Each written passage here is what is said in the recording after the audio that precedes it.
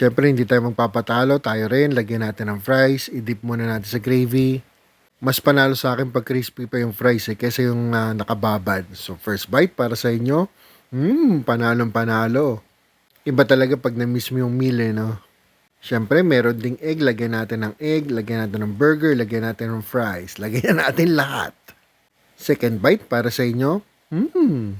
Satisfied ang cravings talaga.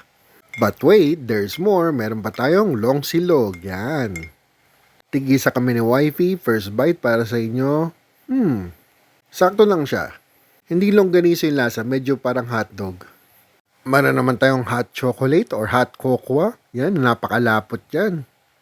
First sip. Lasang-lasa yung chocolate. Ang init. Sarap. Usually hot coffee ang in-order ko pag mga breakfast meals.